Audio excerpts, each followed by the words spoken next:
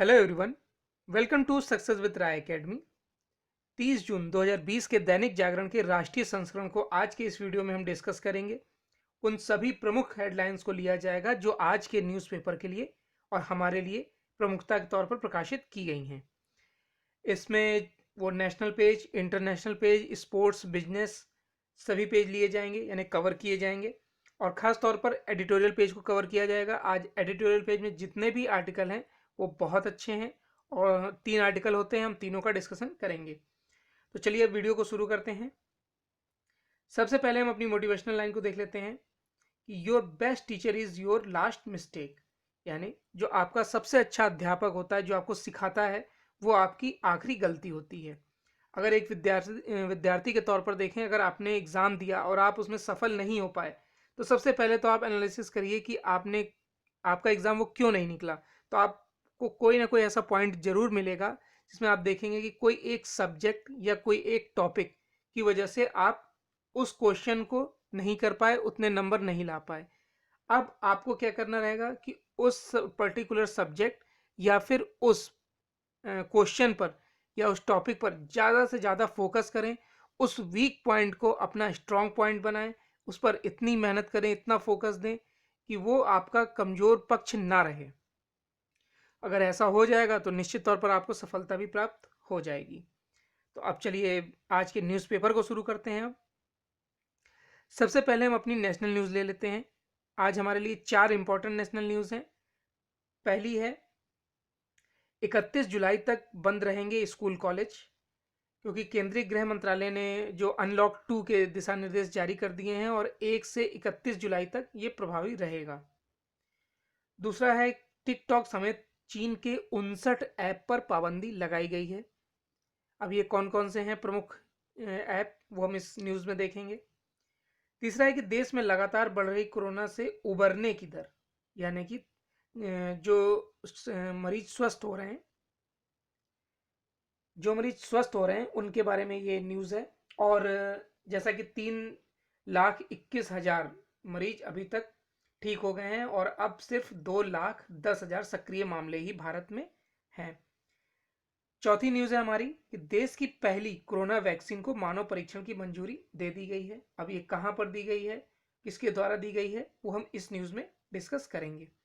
तो चलिए अब पहली न्यूज़ से देखते हैं। पहली न्यूज़ है 31 जुलाई तक बंद रहेंगे स्कूल कॉलेज। अनलॉक 1 खत्म होने से एक दिन पहले सरकार ने सोमवार रात अनलॉक 2 के नए दिशा निर्देश जारी कर दिए हैं। 1 से 31 जुलाई तक लागू रहने वाले अनलॉक 2 के ज्यादातर दिशा निर्देश अनलॉक 1 वाले ही हैं। स्कूल, कॉलेज और कोचिंग सेंटर अनलॉक 2 में भी बंद रहेंगे, लेकिन ऑनलाइन डिस्टेंस लर्निंग की अनुमति जारी रहेगी। लॉकडाउन अब सिर्फ कंटेनमेंट जोन तक ही सीमित रहेगा, लेकिन उसके बाहर राज्य सरकारें संभावित संक्रमण वाले क्षेत्रों को बफर जोन बनाकर उनमें आवश्यक पाबंदियां लगा सकती है। केंद्रीय गृह मंत्रालय की तरफ से जारी दिशा निर्देशों के मुताबिक अंतर्राष्ट्रीय उड़ानों पर भी अभी रोक जारी रहेगी। घरेलू उड़ानों और यात्री ट्रेनों का दायरा भी चरणबद्ध तरीके से बढ़ाया जाएगा, लेकिन metro rail, cinema, swimming pool, gym और बार बंद रहेंगे। इसके अलावा सामाजिक, राजनीतिक, खेल, मनोरंजन, शैक्षणिक, सांस्कृतिक और धार्मिक कार्यक्रमों और भीड़ भाड़ जमा होने वाले समारोहों के आयोजन पर भी रोक जारी रहेगी। हालात की समीक्षा के बाद इन्हें खोलने का फैसला किया जाएगा। नेक्स्ट न्यूज़ है टिकटॉक समेत चीन के 59 ऐप पर पाबंदी। पूर्वी लद्दाख में चीन के साथ जारी तनातनी के बीच सरकार ने चीन के खिलाफ सख्त कदम उठाना शुरू कर दिया है। सोमवार को आईटी एवं इलेक्ट्रॉनिक्स मंत्रालय ने शिकंजा कसते हुए भारत में प्रचलित चीन के 59 ऐप पर प्रतिबंध लगा दिया है। इनमें TikTok, hello, WeChat, UC browser जैसे प्रमुख ऐप भी शामिल हैं। इसके साथ ही चीन से आयात पर लगाम के लिए भी मंथन शुरू हो गया है। औद्योगिक संगठनों से रायशुमारी शुरू हो रही है और कब और कैसे आयात पर रोक लगाई जाए, इसका सुझाव मांगा जा रहा है। चीन के ऐप को लेकर अंतर्राष्ट्रीय स्तर पर जासूसी की आशंका जताई जा रही है। सोमवार को सरकार ने इसी मापदंड का फैसला किया है। चीन के ये 59 ऐप भारत की संप्रभुता, अखंडता और सुरक्षा को लेकर पूर्वाग्रह रखते हैं। ऐसे में सरकार ने आईटी सेक्टर यानी आईटी एक्ट के 69 सेक्शन के तहत इन 59 ऐप पर प्रतिबंध लगाने का फैसला किया है। सरकार को इन ऐप के गलत इस्तेमाल को लेकर कई शिकायतें मिल रही थीं। यह भी शिकायत मिल रही थी कि ये ऐप एंड्रॉयड एवं आईओएस प्लेटफॉर्म से डाटा चोरी करने में भी सहायक हैं, जिससे देश की सुरक्षा को लेकर सवाल खड़े होने लगे थे। साइबर क्राइम पर नजर रखने वाले सरकारी सेंटर एवं गृह मंत्रालय की तरफ से इन ऐप पर प्रतिबंध की सिफारिश की गई थी। भारत में टिकटॉक के लाखों फॉलोअर्स हैं। सरकार ने इस फैसले से भारत में निर्मित ऐप को आगे आने का मौका मिलेगा, वहीं चीन को बड़ा झटका भी लगेगा। नेक्स्ट है, देश में लगातार बढ़ रही कोरोना से उबरने की दर। देश में कोरोना वायरस संक्रमण के बढ़ते मामलों के साथ ही मरीजों के महामारी से उबरने की दर भी लगातार सुधर रही है। केंद्रीय स्वास्थ्य मंत्रालय के आंकड़ों के मुताबिक अब तक सामने आए करीब 5.5 लाख संक्रमितों में से 3.25 लाख तक स्वस्थ भी हो चुके हैं। इस तरह मरीजों के स्वस्थ होने की दर बढ़कर 58.67% हो गई है। महाराष्ट्र समेत कुछ राज्यों में संक्रमण का प्रसार जारी है। इसको देखते हुए महाराष्ट्र सरकार ने लॉकडाउन को 31 जुलाई तक बढ़ा दिया है। केंद्रीय स्वास्थ्य मंत्रालय की तरफ से सोमवार सुबह 8 बजे जारी आंकड़ों के मुताबिक पिछले 24 घंटे के दौरान 19,459 नए मामले सामने आए हैं और संक्रमितों का आंकड़ा बढ़कर 5,48,318 हो गया है। इस दौरान 380 लोगों की जान भी चली गई है और इस महामारी के चलते जान गंवाने वालों का आंकड़ा जो है वो 16,475 पर पहुंच गया है।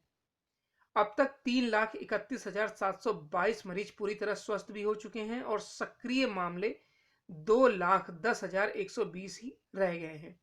रविवार सुबह से सोमवार सुबह तक 12,000 से ज्यादा मरीज ठीक हुए हैं। भारतीय चिकित्सा अनुसंधान परिषद यानी आईसीएमआर के मुताबिक अब तक 83,98,362 नमूनों की जांच हुई है। रविवार को 1,70,560 नमूनों की जांच की गई है। चौथी न्यूज है, देश की पहली कोरोना वैक्सीन को मानव परीक्षण की मंजूरी।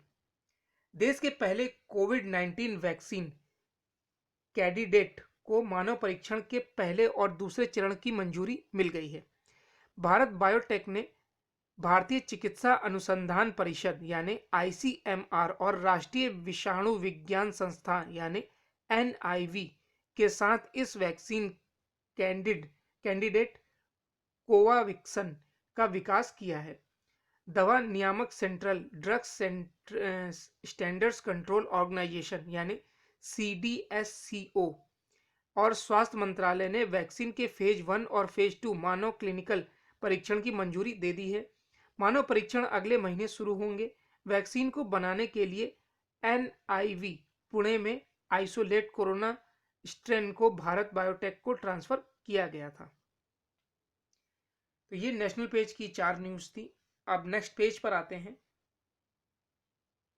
नेक्स्ट पेज है हमारा इंटरनेशनल पेज। इंटरनेशनल पेज में हमारे लिए 3 इंपॉर्टेंट न्यूज हैं। पहली न्यूज है, 15 देशों के नागरिकों को आने की अनुमति देगा यूरोपीय यूनियन। दूसरी न्यूज है, तकनीक के दौर में जल्द भारत आएगा राफेल। और तीसरी न्यूज है, भारत ने किया भूटान से अहम समझौता। यहां पर एवं नहीं, अहम समझौता होगा। पहली न्यूज से शुरू करते हैं। पहली न्यूज है हमारी कि 15 देशों के नागरिकों को आने की अनुमति देगा यूरोपीय यूनियन। यूरोपीय यूनियन यानी ईयू उन 15 देशों की सूची बना रहा है जिनके नागरिकों को बुधवार से ईयू देशों में यात्रा करने की अनुमति होगी। हालांकि इस सूची में कौन कौन से देश शामिल होंगे इसका पता मंगलवार सुबह चलेगा, यानी कि मंगलवार की सुबह सूची जारी की जाएगी। स्पेन की विदेश मंत्री अरंचा गोंजालेस लाया ने कहा कि उन्हें इस बात की जानकारी नहीं है कि नागरिकों को ईयू देशों में यात्रा की अनुमति देने के लिए अमेरिका किस तरह का दबाव डाल रहा है। सूची में शामिल किए जाने से पहले सभी देशों में कोरोना की स्थिति का बारीकी से विश्लेषण किया गया है। संक्रमण के मामले बढ़ने के बावजूद विदेश मंत्री ने पड़ोसी पुर्तगाल के साथ अपनी सीमाओं को पूरी तरह खोलने की पुष्टि की है। बांग्लादेश के रक्षा सचिव अब्दुल्लाह अल मोहसिन चौधरी का सोमवार को अस्पताल में कोरोना वायरस के कारण निधन हो गया। रक्षा मंत्रालय की अतिरिक्त सचिव सोलिना हक के हवाले से बीडी न्यूज 24 ने बताया कि चौधरी का सोमवार सुबह 9:30 बजे ढाका के CMH में इलाज के दौरान निधन हो गया। देखिए, कोरोना वायरस बांग्लादेश में तो फैला ही है। यूरोपीय यूनियन भी अब उन देशों, जहां तक ऐसा अनुमान लगाया जा रहा है कि उन देशों को ही आने की अनुमति देगा जहां पर कोरोना के मामले अभी कंट्रोल में हैं।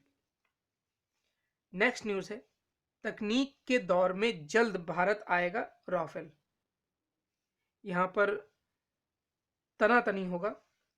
तनातनी के दौर में जल्द भारत आएगा राफेल। चीन के साथ पूर्वी लद्दाख में LAC पर जारी तनातनी के बीच अति आधुनिक लड़ाकू जेट विमान राफेल 27 जुलाई को भारत पहुंच जाएगा। पहली खेप में फ्रांस से 6 राफेल जेट आएंगे जिन्हें अंबाला के एयरबेस पर लाया जाएगा। LAC पर सैन्य तैनाती के इस दौर में राफेल जेट भारतीय वायुसेना की ताकत में बड़ा इजाफा करेंगे। चीन की चुनौतियों को देखते हुए राफेल जेट को भारतीय वायुसेना के युद्धक बेड़े में जल्द ही ऑपरेशन के लिए शामिल किया जाएगा। 6 राफेल विमानों की पहली खेप में 4 विमानों के 27 जुलाई तक अंबाला एयरफोर्स बेस पर आने की पूरी संभावना है। फ्रांस के रक्षा मंत्री ने गत 2 जून को रक्षा मंत्री राजनाथ सिंह से फोन पर बात करके आश्वासन दिया था कि कोरोना महामारी की चुनौतियों के बावजूद राफेल की डिलीवरी में देर नहीं होगी। भारत आ रहे राफेल जेट पूरी तरह अस्त्र शस्त्र से लैस होंगे। इसमें मेटियोर और VVR सरीखे मिसाइल भी शामिल हैं, जिनके जरिए वायु सीमा क्षेत्र में रहते हुए भी राफेल 100 किलोमीटर से अधिक दूरी से ही दुश्मन को निशाना बना सकता है। लद्दाख में तनातनी के बाद से ही भारतीय वायुसेना चीन से लगी सीमाओं पर हाई अलर्ट मोड में है और इस समय राफेल जैसे विमान स्वाभाविक रूप से वायुसेना के मनोबल में भी कई गुना इजाफा करेगा। नेक्स्ट है यानी कि न्यूज, भारत ने किया भूटान से अहम समझौता। भारत और भूटान के संबंधों को वास्तव में द्विपक्षीय करार देते हुए और अद्वितीय करार देते हुए विदेश मंत्री एस जयशंकर ने सोमवार को कहा कि दोनों देश कोरोना वायरस महामारी से एक साथ लड़ रहे हैं। उन्होंने आश्वासन दिया कि भारत वैश्विक संकट के बाद चुनौतियों से निपटने में भूटान के साथ खड़ा है। मंत्री की यह टिप्पणी में 600 मेगावाट की पनबिजली परियोजना के लिए समझौते पर हस्ताक्षर समारोह में कहा गया है। जयशंकर ने संयुक्त परियोजना को दोनों पड़ोसी देशों के बीच विविध और बहुआयामी द्विपक्षीय सहयोग में एक और मील का पत्थर कहा है। भारत और भूटान के बीच 600 मेगावाट की खोलोंगछू संयुक्त उद्यम पनबिजली परियोजना के लिए समझौते पर सोमवार को हस्ताक्षर किए गए हैं। विदेश मंत्रालय द्वारा जारी बयान के अनुसार जयशंकर और उनके भूटानी समकक्ष टांडी दोरजी की वर्चुअल उपस्थिति में समझौते पर हस्ताक्षर किए गए हैं। तो ये इंटरनेशनल पेज के 3 इंपॉर्टेंट हेडलाइंस या न्यूज़ थी। अब नेक्स्ट पेज पर आते हैं। बिजनेस पेज में हमारे लिए 3 इंपॉर्टेंट न्यूज़ हैं। पहली न्यूज़ है कि MSME के लिए कल से ऑनलाइन रजिस्ट्रेशन। दूसरी न्यूज़ है लोकल को ग्लोबल ब्रांड बनाने में मदद देगा केंद्र। और ऑटो सेक्टर को राहत देने की तैयारी। पहली न्यूज़ से शुरू करते हैं। 1 जुलाई से परिभाषा बदलने के साथ ही सूक्ष्म लघु एवं मध्यम उद्यमों की स्थापना के लिए ऑनलाइन रजिस्ट्रेशन की प्रक्रिया शुरू की जा रही है। इस संबंध में MSME मंत्रालय की तरफ से अधिसूचना जारी की गई है। अधिसूचना के मुताबिक कोई भी व्यक्ति जो MSME स्थापित करना चाहता है वह मंत्रालय के उद्यम रजिस्ट्रेशन पोर्टल पर ऑनलाइन रजिस्ट्रेशन करा सकता है। रजिस्ट्रेशन की प्रक्रिया पूरी तरह से स्वघोषित व स्वप्रमाणित होगी। किसी प्रकार का कोई भी दस्तावेज रजिस्ट्रेशन के दौरान अपलोड नहीं करना होगा। सिर्फ उद्यम रजिस्ट्रेशन पोर्टल पर दिए गए फॉर्म को भरना होगा। रजिस्ट्रेशन के लिए कोई शुल्क नहीं लिया जाएगा। इसके लिए आधार नंबर जरूरी होगा। रजिस्ट्रेशन के बाद उद्यमी को स्थायी रूप से एक उद्यम रजिस्ट्रेशन नंबर दिया जाएगा। रजिस्ट्रेशन की प्रक्रिया पूरी होते ही उद्यम रजिस्ट्रेशन का ई सर्टिफिकेट जारी हो जाएगा।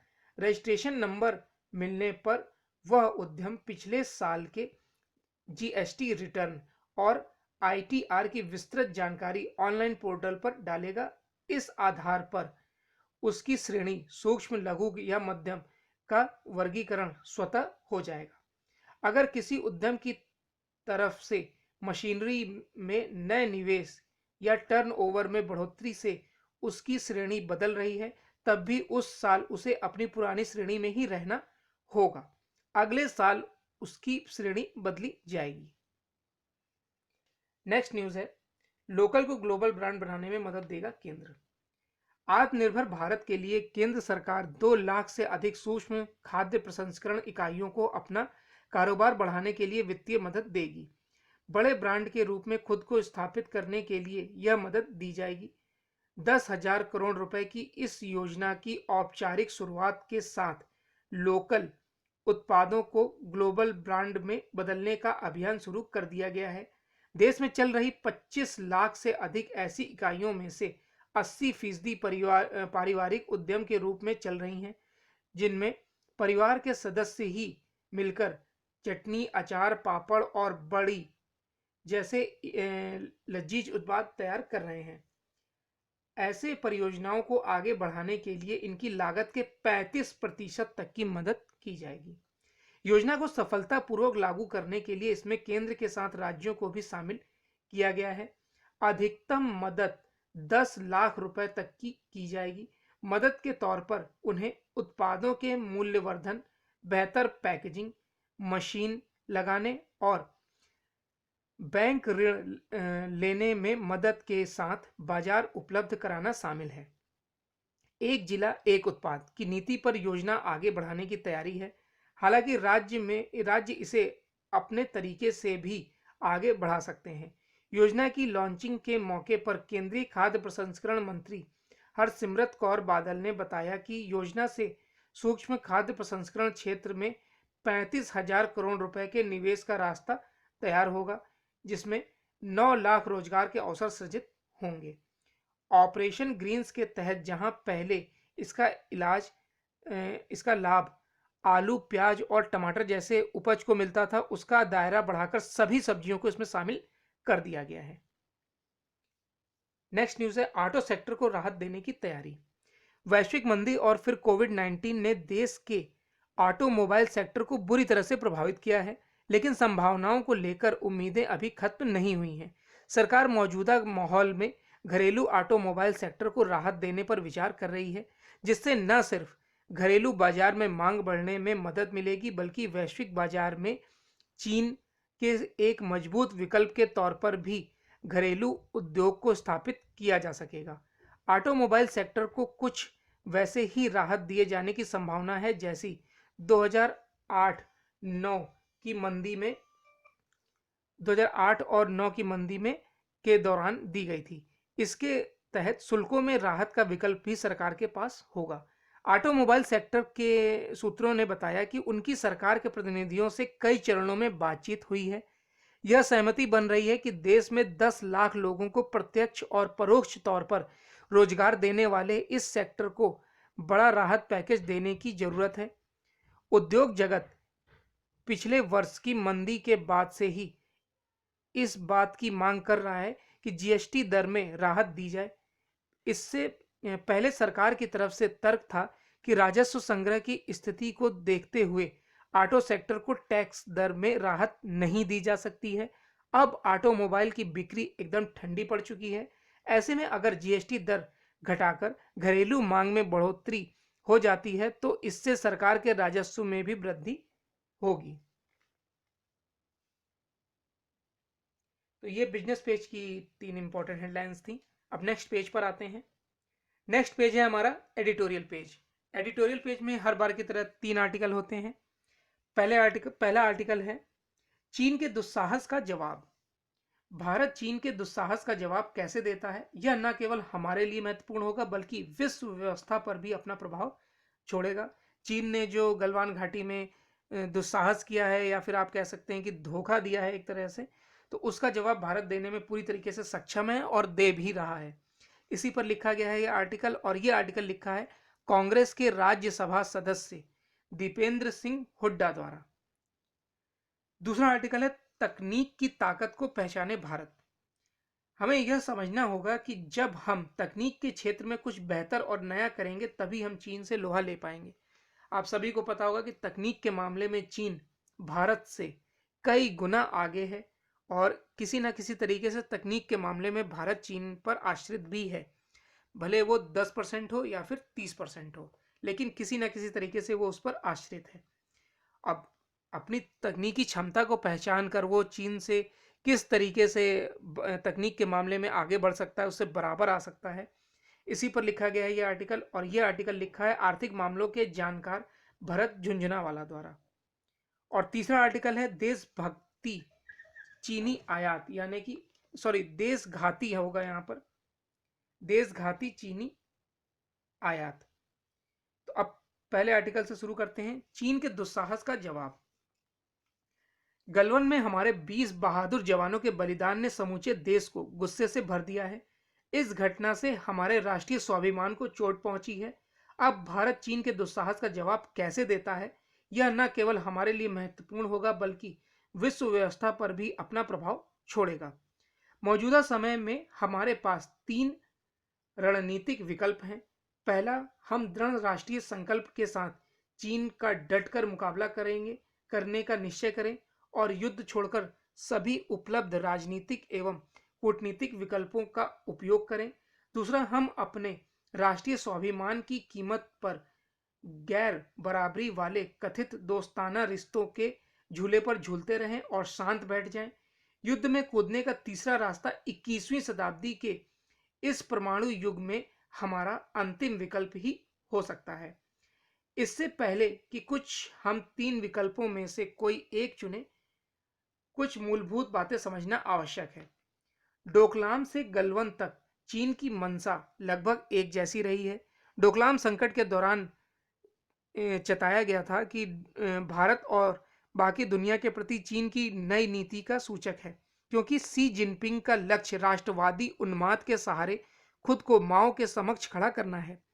चीन को अपनी अर्थव्यवस्था की तेजी बनाए रखने के लिए ऐसे दोस्ताना विकासशील बाजारों की जरूरत है जहां उसके सरकारी बैंक बड़े पैमाने पर ऋण दे सकें।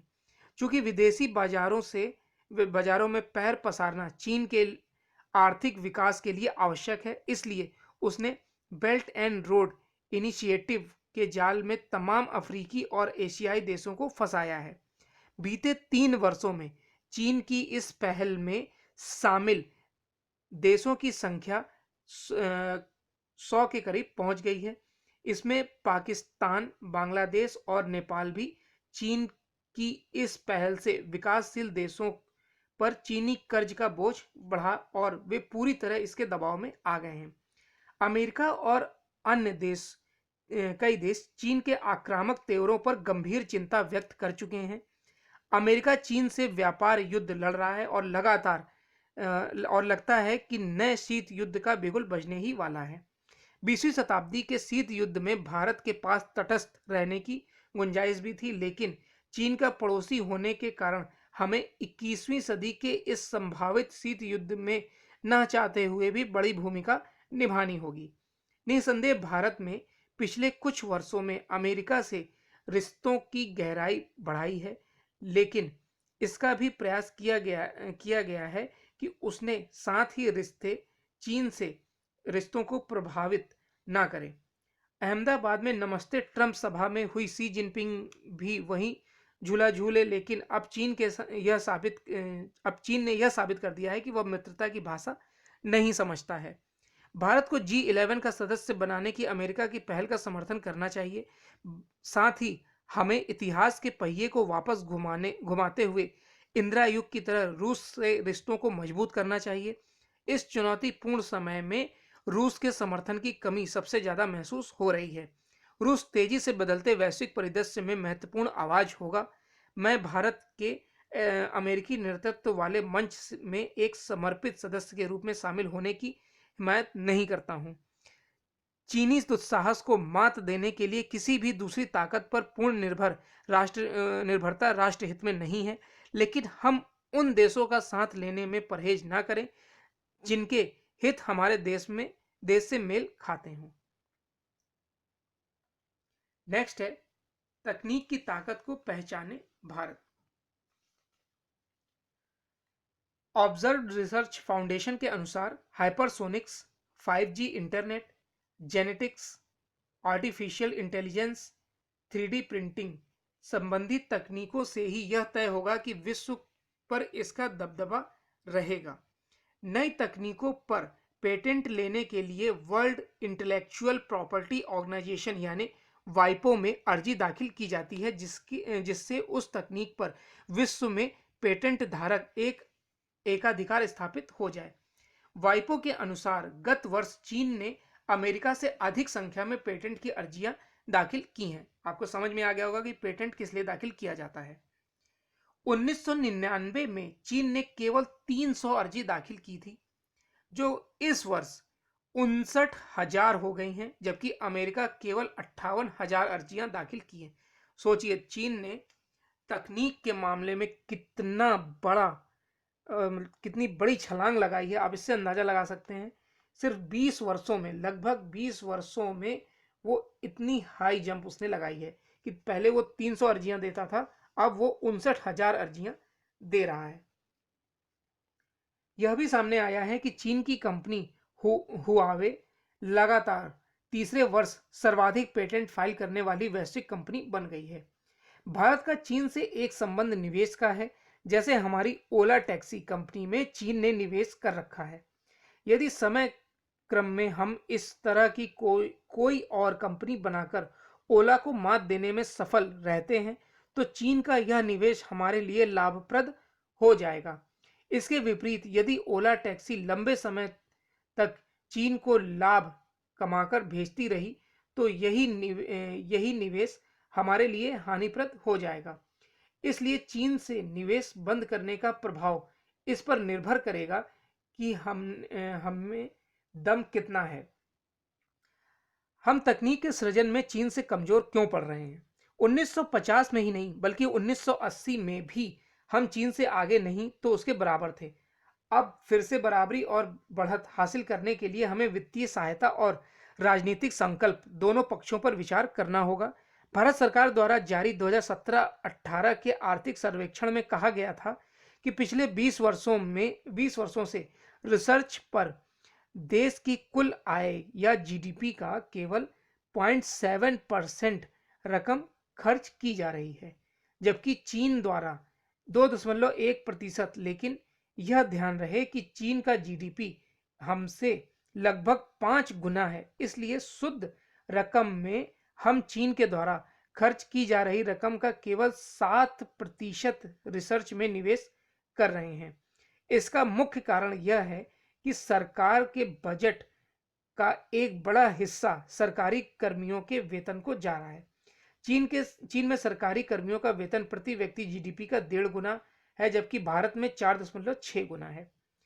तकनीकी पिछड़ेपन का दूसरा कारण राजनीतिक संकल्प है। यह किसी से छिपा नहीं कि हमारे अधिकांश सरकारी विश्वविद्यालयों एवं रिसर्च संस्थाओं की स्थिति लचर है। कुछ समय पूर्व किसी विश्वविद्यालय के एक सेवानिवृत्त प्रोफेसर से चर्चा हुई तो उन्होंने बताया कि मुझे काम न करने की आदत पड़ गई है, इसलिए सेवानिवृत्ति के बाद काम न करने में मुझे कोई कठिनाई नहीं होती है। जब हम तकनीक के क्षेत्र में कुछ बेहतर और नया करेंगे तभी हम चीन से लोहा ले सकेंगे। इस समय हम चीन से निवेश ले या ना लें, व्यापार करें या ना करें, चीन का माल खरीदें या ना खरीदें, हर हालात में स्थिति गंभीर बनी रहेगी। साफ है कि चीन से निपटने के मामले में तकनीक ही नहीं, दीर्घकालिक रणनीतिक बनाने की भी जरूरत है। इस जरूरत की पूर्ति प्राथमिकता के आधार पर की जानी चाहिए। लास्ट आर्टिकल है हमारा, देशघाती चीनी आयात। चीन से आयात में कटौती के कदम उठाने के पहले सरकार और प्रमुख औद्योगिक संगठनों के बीच बातचीत जरूरी है, लेकिन यह भी समझने की जरूरत है कि आज जो स्थिति बनी है उसके लिए एक के बाद एक सरकारों के साथ कारोबार जगत भी जिम्मेदार है। चीन पर जरूरत से ज्यादा आर्थिक निर्भरता की चिंता तभी की जानी चाहिए थी जब उसके साथ हमारा व्यापार घाटा बढ़ता जा रहा था। इस मामले में जैसा ढुलमुल रवैया हमारी सरकारों ने अपनाया वैसा ही दुनिया के अन्य देशों की सरकारों ने भी। अड़ियल और अहंकारी चीन को दुनिया का कारखाना बनाने का काम तब भी होता रहा जब यह दिख रहा था कि वह अनुचित तौर तरीके अपनाने में लगा हुआ है। कायदे से विश्व को तभी चेतना चाहिए था जब चीन अपनी मुद्रा का अवमूल्यन करके अपने निर्यात को आकर्षक बनाने में लगा हुआ था। कम से कम भारत को तो खास तौर पर चेतना चाहिए था, क्योंकि वह उन वस्तुओं के लिए भी उस पर निर्भर हो रहा है जो बहुत आसानी से देश में बनती थी। दुर्भाग्य से ना तो हमारे नीति नियंता चेते हैं और ना ही कारोबार जगत के लोग। नतीजा यह हुआ कि बिजली की झालर, अगरबत्ती और धागे से लेकर गणेश लक्ष्मी की मूर्ति तक चीन से आने लगी। आज यदि यह स्थिति है कि चीन से यकायक आयात रोक देने से तमाम भारतीय उद्योग कच्चे माल और उपकरणों की कमी से दो चार हो जाएंगे, और तो इसके लिए हमारी आर्थिक व्यापारिक नीतियां ही जिम्मेदार हैं। आखिर देश के हित के प्रतिकूल साबित होने वाली आर्थिक व्यापारिक नीतियां क्यों अपनाई गई हैं? क्या आर्थिक हितों की चिंता किए बगैर देश के हितों की रक्षा संभव है? क्या डब्ल्यूटीओ के प्रावधान यह कहते हैं कि कोई देश किसी अन्य देश पर जरूरत से ज्यादा निर्भर हो जाए? तो ये एडिटोरियल पेज के 3 आर्टिकल थे। अब नेक्स्ट पेज पर आते हैं। नेक्स्ट पेज है हमारा स्पोर्ट्स पेज। स्पोर्ट्स पेज में हमारे लिए एक न्यूज है कि टेस्ट चैंपियनशिप के कार्यक्रम की समीक्षा करेगा आईसीसी। कोविड-19 के कारण क्रिकेट सीरीज रद्द कर दी गई है, जिसका असर आईसीसी टेस्ट चैंपियनशिप के कार्यक्रम पर भी पड़ा है। आईसीसी अब टेस्ट चैंपियनशिप के कार्यक्रम की समीक्षा करने की सोच रहा है। आईसीसी के एक अधिकारी ने कहा कि मौजूदा स्थिति को देखते हुए एफटीपी यानी भविष्य टूर कार्यक्रम यानी फ्यूचर टूर कार्यक्रम पर काम करना होगा, क्योंकि इसने कई देशों की द्विपक्षीय प्रतिबद्धताओं को लगभग असंभव कर दिया है। लेकिन ऐसा तभी किया जाएगा जब समझा जा सकेगा कि इस महामारी का पूरे एफटीपी पर क्या असर पड़ रहा है। उन्होंने कहा कि इस समय तक तो कुछ भी नहीं बदला है। हम समझते हैं कि कितनी क्रिकेट बची हुई है और कब टी20 विश्व कप होना है। तो ये आज का यानी 30 जून 2020 का दैनिक जागरण का राष्ट्रीय संस्करण था। आई होप आपको वीडियो अच्छा लगा होगा। अगर आपको वीडियो अच्छा लगा हो तो लाइक और शेयर कर दीजिएगा। वीडियो देखने के लिए धन्यवाद।